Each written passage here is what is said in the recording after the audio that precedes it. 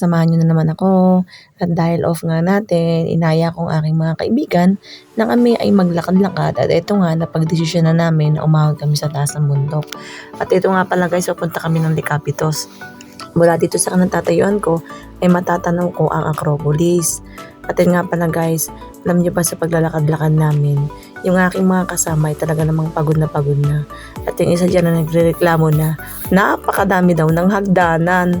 Eh syempre ba naman, ito ba namang nilalakad namin na tuwi wala pa sa kalahati.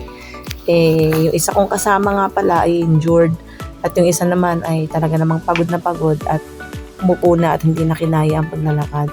Pero syempre, dahil trip namin maglakad, hindi namin titigilan yan. At yun nga pala mga ka-wonder, may nakita ako dito. Sabi ko, ano ba daw ito? Eh, cactus pala ere. At alam nyo ba na sabi nila, eh, nakakain daw ang bunga ito guys, niyan. sabi nila nakakain daw to. Ano nga puno to? Ano nga to? Cactus baga to? Nakakain po ba talaga to mga ka-wonder? Yan mga ka-wonder ang bunga niya oh. Sabi nung kasama ko, nakakain daw to. Ito naman dinig siya. At hindi natin alam ang paano siya buksan. So ayan. Ayan, marami sila dito guys.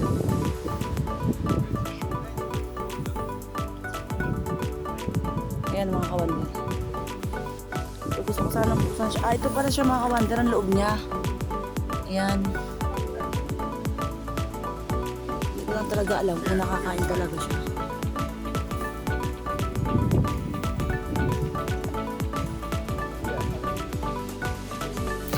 At yan guys, habang nga pala kami papakit, may napansin ako.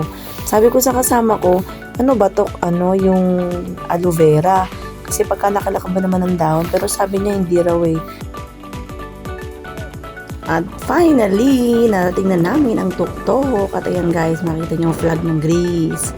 Ayan guys, napakalakas ng hangin. At alam niyo ba, na kinailangan ko pa talagang humawak sa mga bakal na yan. At kung hindi, ipapad pa rin akong pailalim. At yan ang aking mga kasama at talaga namang todo post.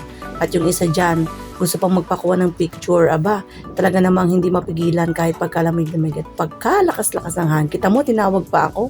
Samantalang ako guys, kung hindi ko pinipigilan at nilalabanan ng hangin, ay baka natangay na akong pailalim. At then guys, makikita nyo napakataas at ang ganda. Napakaganda ng view. Talaga namang worth it ang pagod. At ayan na mga ka-wonder, uwian na.